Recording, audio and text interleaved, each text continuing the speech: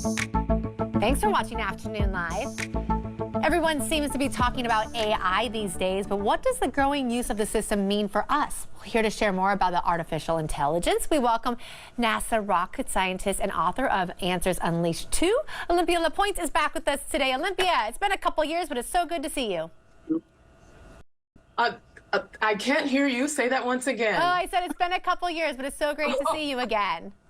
It's wonderful to see you. It is great to be back on your show. Thank you for having me. Oh, absolutely. We're talking artificial intelligence today. It's what everyone, no matter what age you are now, talking about it, and everything that's changing over to AI, right?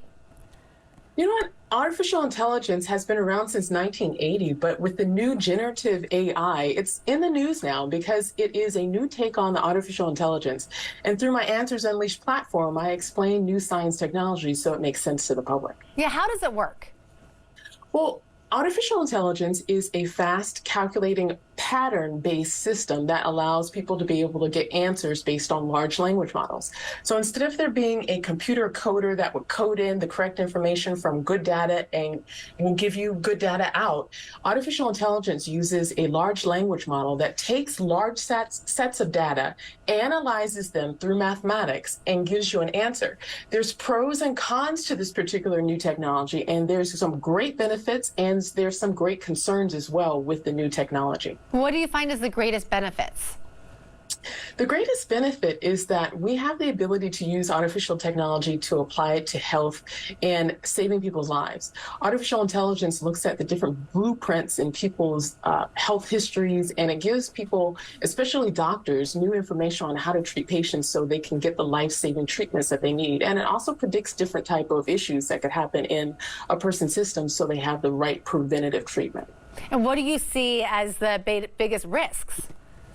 The biggest risk is identity theft. Now, wouldn't necessarily consider this, but there's been some issues, especially in the news, that has gained lots of concern. For example, in 2022, there was an individual, Robert Williams, who was arrested because artificial intelligence falsely assumed he was someone that he wasn't. And then when the police found out that it wasn't him, they let him go and said, "We are so sorry, the computer made an error."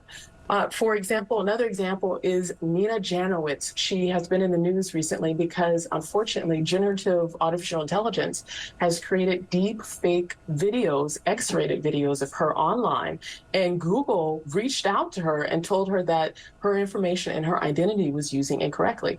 Now, we would think that that is something rare. However, it can be something that is a concern. For example, the U.S. airports, around 20 to 29 airports right now are using artificial intelligence to identify people at checkpoints.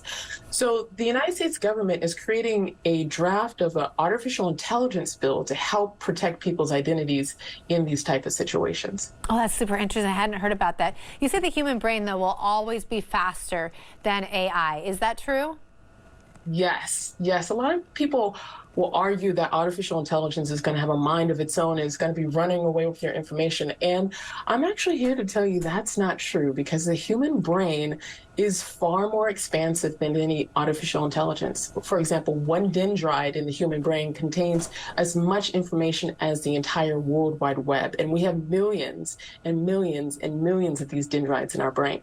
And humans are the ones creating the artificial intelligence large language models. So it's not some hocus pocus person, it's not some hocus pocus with artificial intelligence. No, it's actually engineers that are creating the large language models for these patterns to be recognized in artificial intelligence. Well, a lot of people fear that AI is going to take over all the jobs, right? You're going to see it take over everything and maybe even take the job that you love, right? And so is that true? I mean, if that happens, is there going to be new jobs, or you think that we're kind of sunk? You know, a lot of people think artificial intelligence will take over a lot of jobs, and the truth is it depends on how artificial intelligence is used. Ethically using artificial intelligence, someone would have to be able to determine if artificial intelligence is actually going to give them the correct output. Now, artificial intelligence is dependent on good information going in and good information coming out. But if it starts with incorrect or biased data, it could discriminate, it could give false information, and it could give false information when you really need the right answer. So I don't think it's going to take away jobs. I think it's going to increase the need for people to check the results of artificial intelligence and ensure its efficacy. And here's the thing, as you talk about identity theft, is there a way right now or even in the midst of it that we can help protect our identity or steps that we can take? You know, that is a great concern. Everyone across the world, including the United States, is concerned about that aspect. Right now, there's no governing agency to ensure people's identities are kept valid and safe. And it depends on how the companies use the data in which it receives.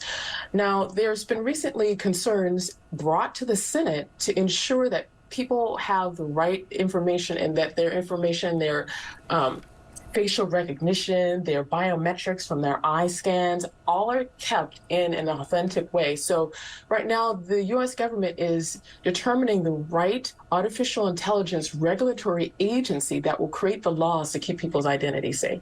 Such great information. Thank you so much for joining us again. Good to see you.